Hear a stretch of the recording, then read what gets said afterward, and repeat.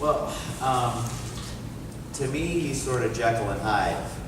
I mean, he literally is, and so is the Hulk. He is a type of character, which is the the duality of the man beast kind of nature, and which is going to ultimately win out.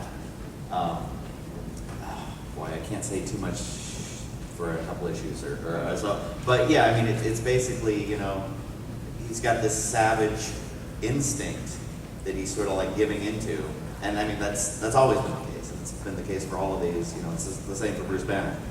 It's the same for Jekyll and Hyde. When they're bad, it feels good, and they start going down a dark path, and that makes for good drama. That being said, I'm building up to this Man-Bat thing. The one part I can't say, but it's going to be awesome. I think it's going to be in like issue 26 where everything culminates, and we got some crazy, crazy stuff planned, some really great visuals that you guys will be like, oh, that's awesome, but I can't tell you. I just wanted to ask, how did the idea to bring in Booster Gold into All-Star Western come about? That was Dan DiDio. Actually, we were the 52 month that happened a couple of 19 issues, I guess, issue 19s. He says, so what are you going to do for Jonah Hex that's going to blow everybody's mind? And I'm just like, maybe have him not kill someone for an issue? I don't know. And he came and he said, how about Booster Gold? And we just started laughing, and I'm like, really? And he goes, well, yeah, you can have him for a couple of issues. And I said, and then we went over, what does he know? What does he remember? What does he not know? How are these two going to work together? And he said, well, it's a comedy foil for Jonah, who can't stand him. I think he's a circus guy, you see the spandex outfit. But it was Dan's suggestion. Dan's suggestion was also to bring Jonah into Gotham for the new All-Star Western. So it was his idea. He's the biggest Jonah Hex fan I know, Dan DiDio. So when he gets a chance to put his 2 cents in, he does, and we love it. I mean, Booster Gold was something. I wouldn't even ask for that because I would just assume they would say, no way. Yeah, that's crazy. Right, there's no way you can do that. And then we hit him with, well, if Booster Gold is bouncing through time, what if he grabs Jonah and dumps Jonah somewhere? And everyone, there was a Jonah Hex series in the future that was kind of silly way back when. And I said, I'd rather write him now, dealing with now, because then I can sort of picture how a couple of friends of mine are. Pretty much they haven't kept up with the world, and they keep complaining about everything. I'm sure we all have those friends that complain about traffic, complain about this. So I think the idea of Jonah seeing people on cell phones, thinking girls dress, wearing next to nothing, are all hookers. There's so much fun to happen with the storyline. But it was Dan that kind of threw that out there. And when the boss tells you something, you just kind of have to run with it. But he actually has been really good. It's not a crazy idea unless he comes up with the idea. Yeah, but the great thing is the thing people don't know about Dan is I don't know anybody that has a bigger comic collection than Dan DiDio. I mean, he literally has, the white boxes. We all have them, right? But with Dan, you can actually make furniture and a hallway out of it. If you lay them down enough, you can actually. He has like 1 billion of them, and he's a huge comic fan. So he definitely has a lot of input with some cool ideas, and 52 being one of them, right? The relaunch. So he's been really good for us. At a time when Jonah wasn't selling enough, that the original series, it was almost always like, look, we're gonna have to maybe a couple more issues, and it's gonna have to go away. And he's always come up with an idea to get the numbers up just a little bit more, And we even deal with that with All-Star Western now. We always have to say, we have to kind of get a new audience in all the time, because people think the book is a straight Western. And we have to keep convincing them, like, no, it's not what you think it is. Give it a shot. So he's been pretty good to us. We like Dan. He's got energy. I like him on the panels, Dan, because he's like this crazy ball of energy that spills all the secrets of the DCU all the time. And he doesn't get in trouble, though. Well, he does. Yeah, he does get in trouble. That's why he's not here. But not like we would get in trouble. No, we get like different kind of trouble. They wag the finger at us, right? They don't like really, because we're saying it out of enthusiasm, where he's just spilling it because he's just crazy. He can't wait to tell everybody what's going on. So it's a whole different beat. We do get in trouble, though, on some level if we spill too much. which makes sense, right? It's like showing a movie trailer for a movie that's not done yet. Yeah. Oh wait, they do that, don't they? They do. Yeah, okay. All the time. Yeah. Batman is posted in both greatest detectives. When we see him solve any and we don't see the same detective. Are you reading Detective? Because I have gone in there really trying to make every issue its own case, where you know, it's not just him solving his problems with his fists. He figures something out, and I'm trying to, you know, at least most of the time he's one step ahead of the criminal because he's figuring something out. And I took over with 13, and there has always been some element of detective work, you know, in the last few issues. So if you want detective work, pick up Detective. It's there. Where their Henry is over here. I may be getting half Addicted crazy. to nicotine, sorry. I just had a follow-up for detective. He's doing a lot of police work. What about the, you know, law and order? What about the order side of it? How much follow-up is he doing with the cases once he solves them? You actually see a little,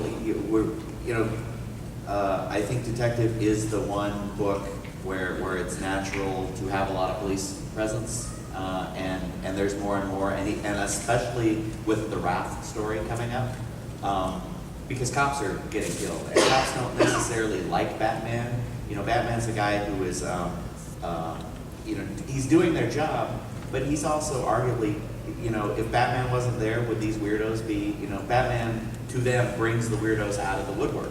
And man, if we didn't have Batman, maybe we wouldn't have the Joker killing people. You know, maybe we wouldn't have all that. So there's an element to the police that doesn't like Batman. But then what happens when Batman starts, I mean, when cops start being killed, and like, well, we don't like Batman, but he's gonna help us. And I introduced a cast of cops in 19 with a short and kind of showed you the various attitudes, and the majority of cops don't really like Batman. And you're going to see sort of an evolution in that thought in the Wrath story. You know, more people kind of coming around because you know, maybe Batman does more good than harm. You know, so they start thinking a little different. Did that answer your question? I'm in more on the legal side of it. Oh, well. After the arrests have been made. and- Batman With attorney that at style. law. Yeah. Who wants to see, you know, Batman McBeal? You know. Ooh, Batman McGee. I'm just saying, it might get frustrating for him once he's solved the case and 2 weeks later. Yeah, he's but when back on 2 the weeks street. later a district attorney like lets the guy out, Batman's gonna go break his leg. You know, that's the repercussion. Come on, Batman doesn't care if they're back on the street. He's just gonna, you know, he's just gonna hurt him worse the next time, The and then attorney put or him the back. criminal? Whose leg is he breaking? Attorney or the criminal? Yeah. Alfred's.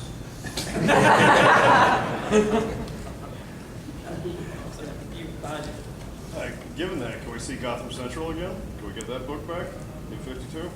Why are you asking me? Do I look like I have any You just told power? all these great things. What if Um, the cops did this and what if that? Yeah, I mean, That'd be the book to you know, tell. that's a bigger decision, but I'm definitely trying to incorporate a bit of a Gotham Central, you know, vibe. You know, the detective is maybe as close as you're gonna get to that until the powers that be decide that. Can I get a raise?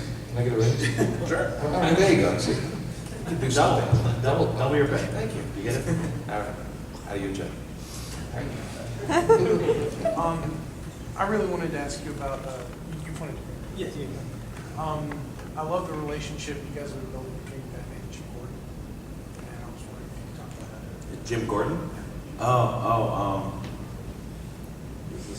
Is this me? Yes.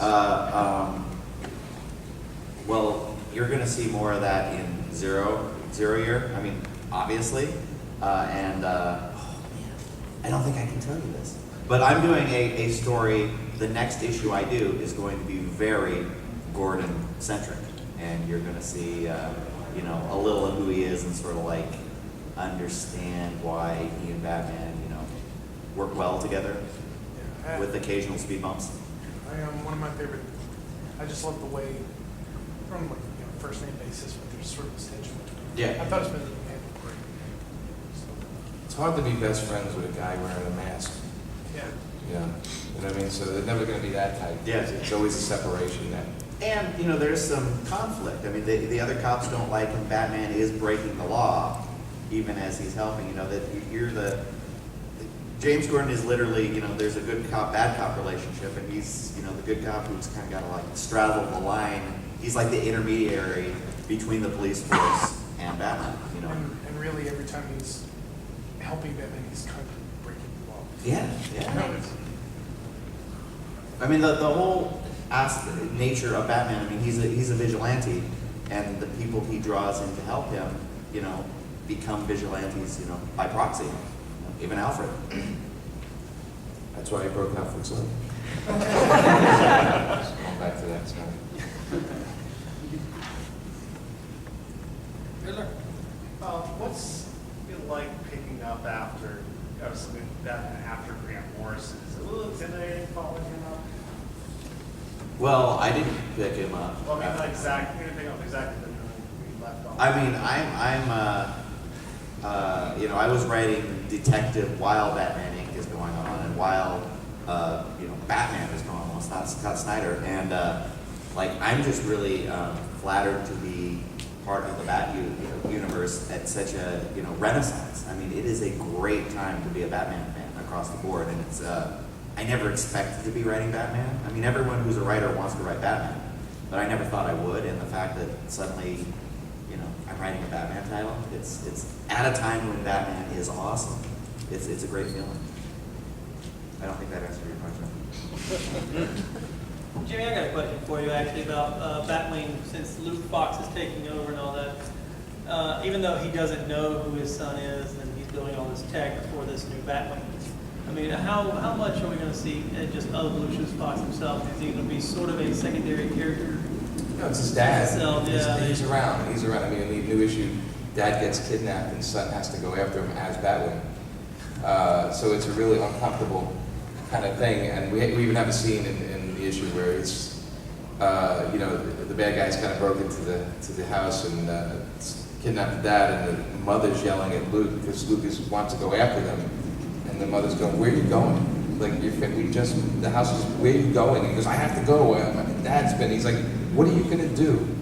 Like 80 guys just took your dad away in a spaceship. What are you going to do? Get back here. The police are on the way." And he has to stay there, you know, because he's kind of stuck, you know. That's the fun part of, you know. There's so much, you know, Yeah. drama there. There's a lot of drama. And, you know, it's when we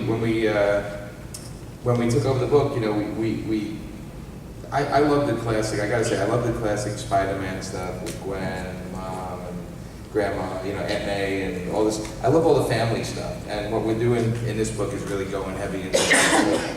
I think there's no better way to get to know somebody than to watch them around their family.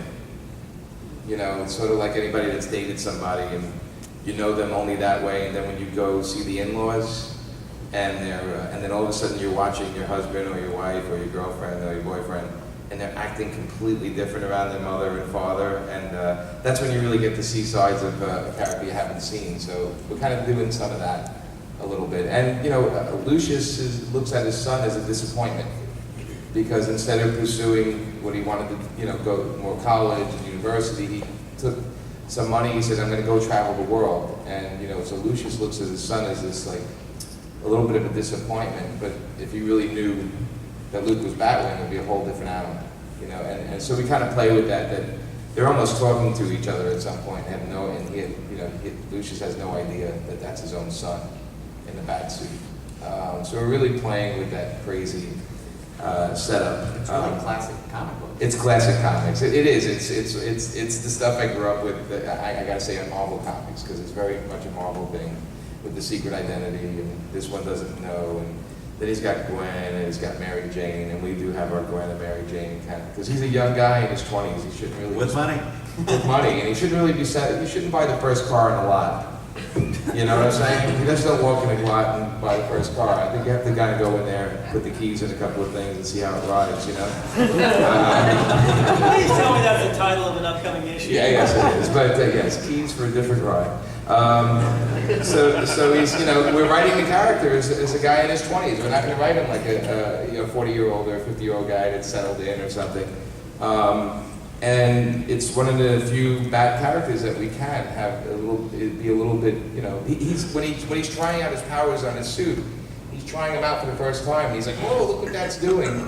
Meanwhile, he's getting his ass kicked while it's happening because he's so enthralled with, look, he's shooting, this thing, and he doesn't, So the character's a lot of fun for us because he's not perfect, and Batman is sitting there, like, pulling him out of the fire for the first couple of issues because he keeps doing stuff that he's underestimating the enemy, he's not using the suit correctly, and, Batman's monitoring him, and all he's getting from Luke is sarcasm because that's his only defense because he's nervous about Batman, so he's being sarcastic, which, is a lot of people's way of fighting back, when they're nervous, and Batman's just sitting there going, oh, okay, let me just show you how this is done, and he can even trigger stuff on Batwing's suit without Batwing doing it. So there's a lot of craziness in the book. We're trying to make it lighter. At the same time, we have the big job of, if you guys never read the book and you pick it up now, you get it right away. That's the biggest thing because it is a new character. So we have to really, every issue, make sure every issue is an entry issue for a new reader. So That's tough to do. yeah, it's tough. I mean, Batman's been around, so we know what to expect. You can almost hear his voice, right? When you read the comics, how many people read the comic and you hear the voice in your head? It's like, don't do that, that kind of stuff. But that's Batman, right? And then it's a villain that we all, unless we know it from a movie or something, we have to place it. So for Batwing, it's me and Justin. It's our voice. Like, we're going to do all the stupid stuff, but try to be tough guys at the same time, So it's a lot of fun. Hopefully, if you haven't read it, hopefully you guys give it a shot. I'm always saying that, right? Just give it a shot.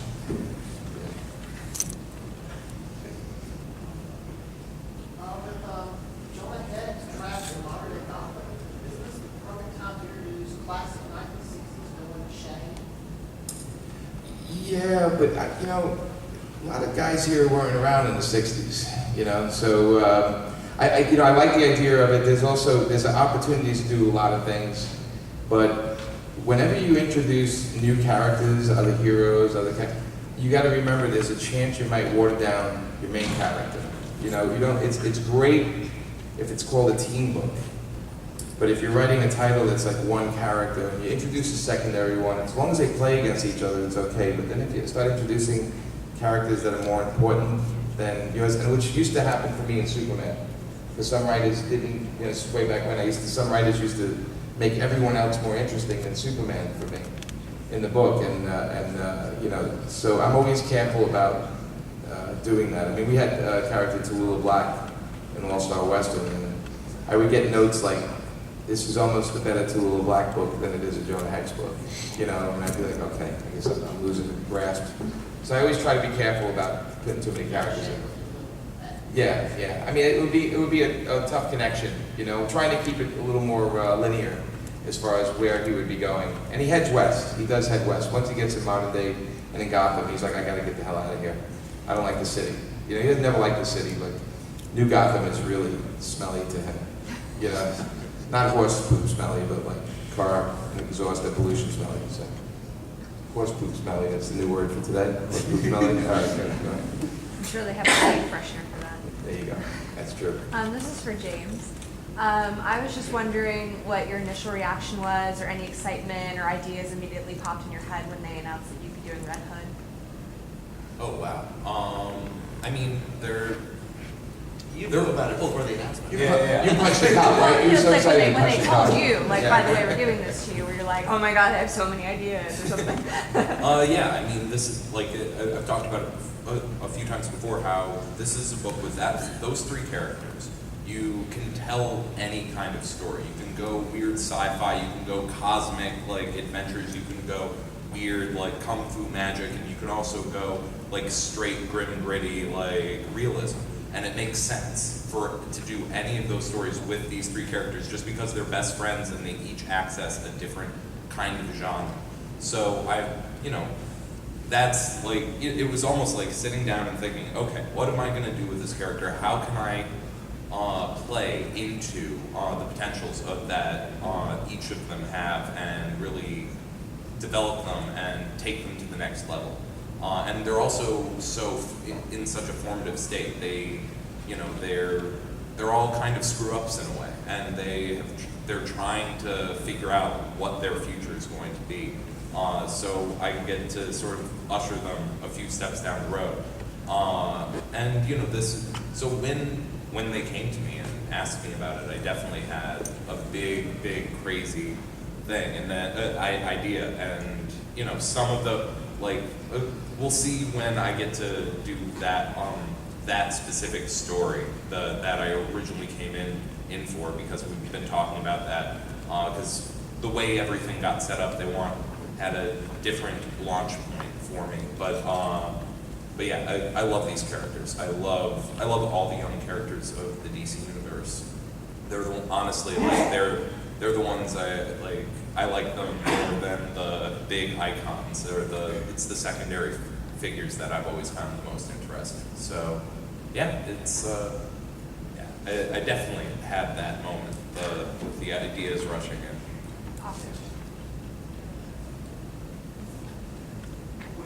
There's a number of elements in that, from the Batman mentorship to the high-tech suit, that seems to be very reminiscent of Batman Beyond. Was that an intentional decision, or is that just a natural occurrence? I love Batman Beyond. That was awesome. And when we were working up the designs for the new Batwing suit, I kept using it as an example. They said, imagine Mac, Apple made the Batman suit, but dark. You know, it wouldn't be all this stuff and all this stuff. It would be like so lean and mean. Batman. It would be Batman. And so we're going that way with the design. You know, I was explaining to the guys designing it. I said, you know, I want it so Batman's in. There's one shadow in the corner. He can just step into it, and he's gone. You know, because I want to do something a little different than with the big cape and all that stuff. And when we were getting the first sketches back, they kept putting tons of armor. And I just said, you know, the idea of fighting with that much armor, it's kind of like, that's why I was going for like an Apple version. You know, I wanted it to be lean and mean. So, but they fell in love with one with some neck armor and all these type of things. And the thing we're doing with the series is, you know, Luke keeps modifying it. So eventually it's going to get to that real lean thing, which is what I think Darwin Cook and Bruce Timm did with Batman Beyond. They took them to the essence. It's just this dark character with the red, you know, I love that suit, you know, with the logo, simple logo. So we're taking it close to that while teasing some ideas that, you know, maybe there is a connection somewhere, you know, with this. You're not the first person to pick up on that. And the costume is evolving, you know, unlike the other ones where pretty much that's the suit. This one's actually changing a little bit every issue. And that's the fun of being in Luke's head, the idea that here's what I really want to do, is the fun of that. And he's going to, you know, it's funny because for him, he's working on his father's designs, you know, and he's making them a little better. And that's another thing that gets him a little nervous about messing with Pop's technology a little bit there. So, but you're right, it does have that. We're aiming that way. In Red Hood and the Outlaws, Jason Todd's ego always seemed to be born not just because he was a Robin, but him trying to prove himself because he was the Robin who died. With Damian Wayne having also died now, is he still going to feel the need to overcompensate for it? This is another question that's hard to, like, right now in the book there's Because he yeah. has no idea. Yeah, he does, because for people who haven't read, Jason has had his memories taken away from him, and we're not sure how much of that was his decision and how much of that is other people manipulating the scenes. So he's, you know, like right now we're seeing him stripped down, and we're going to be able to see him actually look at his life from a third-person perspective and to sort of decide, like, was I going down the right path, and what is the right path? And other people are going to try to pull him in drastically different directions, as he's sort of this, you know, game piece on a board with players that he's not even aware of manipulating him. So that's sort of where we're going. But, you know, I think, you know, Jason, like the Jason of today is a little different than the one who initially showed up so angry that, you know, that Bruce did not take down the Joker after he died. Like, this isn't the same Jason who, like, first came guns a-blaring into Gotham. He's settling in a bit more, and he's having to make decisions about what kind of hero he wants to be, even if he wants to be a hero. He's driven to wear the mask. He's driven to do this, but he needs to really decide what he's going to do when he grows up. Like, it is sort of a coming of age kind of story. He's, sort of abstractly in his early, I think of him probably is around 21 or something, but, somewhere in that era, age group. And, he's doing what a lot of people in their early 20s do. He's trying to figure out where his life is going to go from here. So, yeah. And we have time for one last question. Captain America, make it good. I also have a question about Red Hood and the Outlaws. Scott Lobdell's interpretation of Starfire is a bit different from the New 52 one, and I was wondering if you tried to find a balance between Lobdell's interpretation and how she was originally portrayed, or if you just... Yeah, I definitely wanted to strike balance. I'm a huge fan of the character going way back. I wanted to make it true to what has been established in the New 52, and not just come in and knock over things and be like, this is what I think. But I wanted to bring out all the elements of Corey that made me fall in love with the character to begin with, which is her incredible passion, which goes in every direction. If she feels a connection to someone, it's the most powerful connection. It's more powerful than any human connection, really. But if she has, she doesn't like someone, it goes in the other direction. She goes to burning, fiery, passionate anger, and I love that balance. I love seeing her go to the extremes, and I love the character, and I'm thrilled to have the chance to work with her. All right, and guys, that's the Batman panel. One hand clapping against another would be a great send-off for these wonderful creators.